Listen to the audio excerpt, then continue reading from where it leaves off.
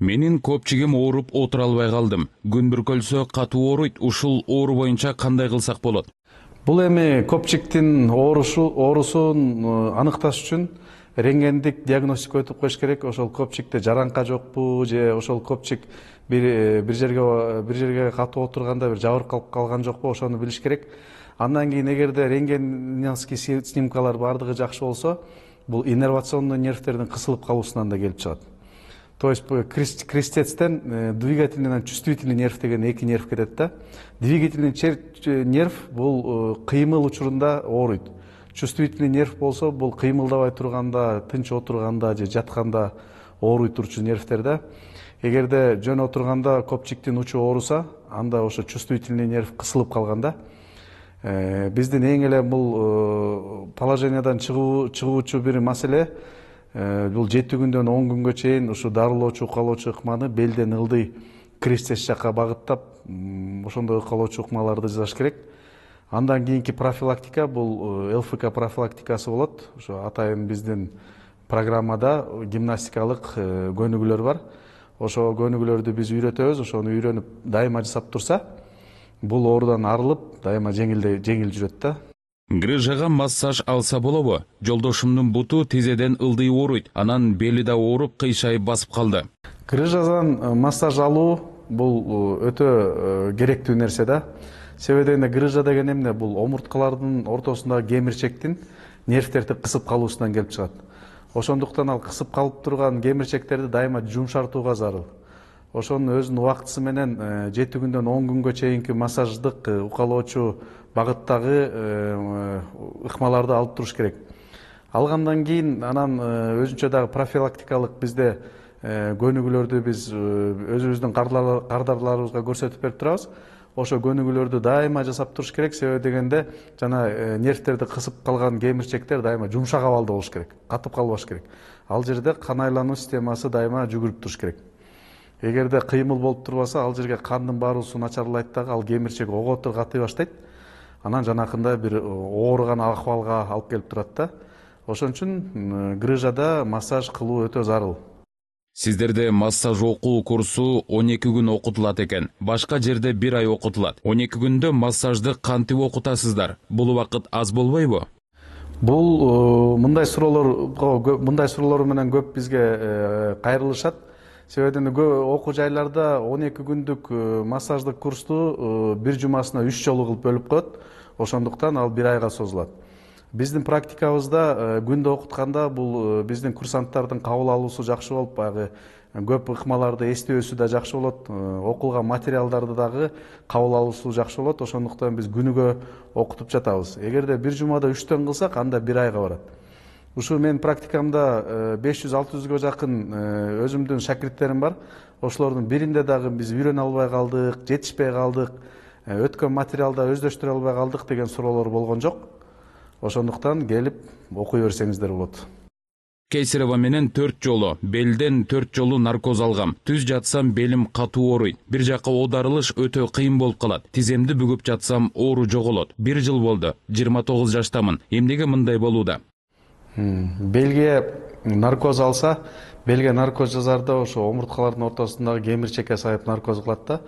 Ошондуктан бул кемирчекке сайылгандан кийин омуртканын ортосундагы кемирчектер катып, анан бизде жана иннервациялык нервтер бар. Катыгандан кийин ошо иннервациялык нервтерди кысат. Ошол оорунун баары бутка берет да. Ошондуктан ал катып калган кемирчекти биз массаж ыкмасы менен жумшартып турушу зарыл. Жумшартып бир 7 күндөн 10 күнгө чейинки процедураны алгандан кийин анан биздин атайын багыттагы ошо кемирчектердин катып калган багытындагы биздин көнүгүүлөр бар, физикалык көнүгүүлөр. Ошолорду дайыма жасап турса, үйрөнүп алып, ошондой жасагандан кийин ал кемирчектер жумшарат дагы, анан бел оорусу азаят дагы, бара-бара бел оорусу жоголот. Мында физикалык көнүгүүлөрдү жасап туруу өтө зарыл да. Крестец сөөгүм менен бел омурткасы бириккен жерде резкий боль болуп кетет. Бутумду түз сунуп жатканымда кээде оң жагым крестец ооруп бутумду араң сунамын. Булчуңдарым, ийиндерим, оң жак лопаткамдын түбү ооруй берет. Кеңеш күтөм.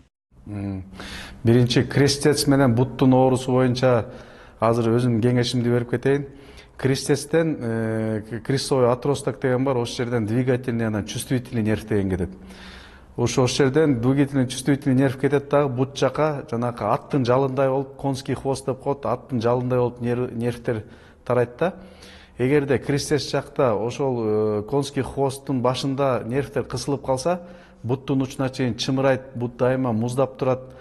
Ошон үчүн эң негизги бул ошо кристеске укалоо ыкмасын жасап, ошол жерде кысылып калган нервтерди жумшартсак, андан кийин бут оорусу азаят да, анан жакшы болуп кетет да, кийинки шартта жакшы болуп кетет да. Менин моюнум ооруганына көп убакыт болуп бара жатат. Талып ооруйт, башымды кыймылдатсам кычырайт, кыжалат болуп башым ооруйт. Эмне кылсам болот? Моюн ооруганы бул шейный остеохондроз деген бул диагноз бар.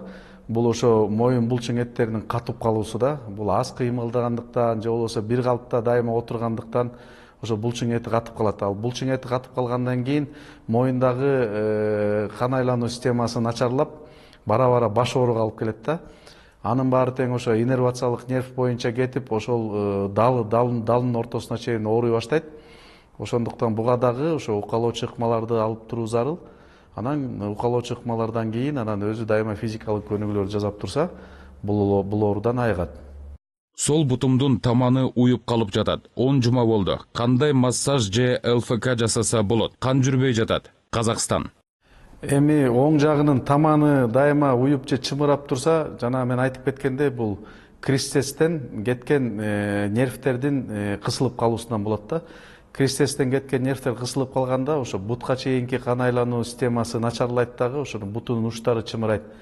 Бизде бутумдун учу жылыбайт, дайыма бутумдун учу муздап турат дегендер болот. Ошонун баары тең ошо кан айлануу системасынын бузулушуна алып келет да. Мунун эң негизги жакшы ыкмасы эле ошо кристестен баштап буттун учуна чейин, то есть согончокко чейин атайын бир массаждык ыкмалар бар. Ошону алуусу зарыл. Жүрөк тушта бир нерсе сайгандай болуп турат. Текшертсем таза деди. Эмне себептен антет? Бул эми межребряный невралгия деп коет. Ушо омурткадан бизде жанагы нервтер тарайт. Ошо омурткадан тараган нервтер ушул жүрөк тушка чейин, кабырганы аралап жүрөк тушка чейин барат да.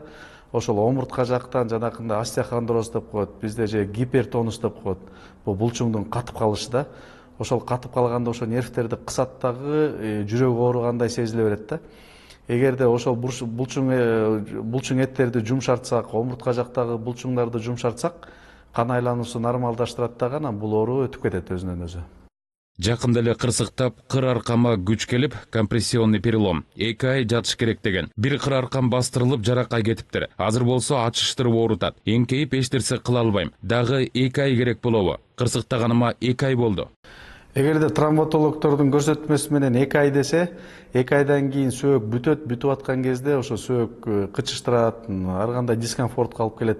Бирок сөөк бүткөндөн кийин бул послетравматический реабилитация деп коет. Обязательно реабилитацияны өтүш керек. Реабилитацияны кандай өтөт? Ошол сөөктүн тегерегиндеги булчуңдарды жумшартып, анан гимнастикалык ыкмаларды жасап, баягы өзүнүн кайра калыбына келүүсүнө аракет иштерин жасаш керек. Ошол реабилитациялык иштерди өтүш керек.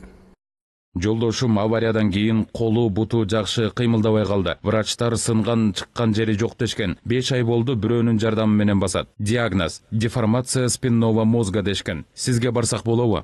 Эми буга убакыт керек. Деформация спинного мозга болгондо послетравматический деформация деп коет. Бул ушундай болот да. Колдору чымырап, буттары чымырап, ошо булчуң эттери жакшы функционировать этилбей калат. Буга эң чоң жардам эле буга массаж кылып, ошо кан айлануу системасын нормалдаштырып туруш керек дайыма. Анан бул бара-бара буга убакыт керек. Восстановительный, реабилитационный дагы өзүнүн мероприятиялары болот. Ошону өткөндөн кийин жакшы болуп кетет да.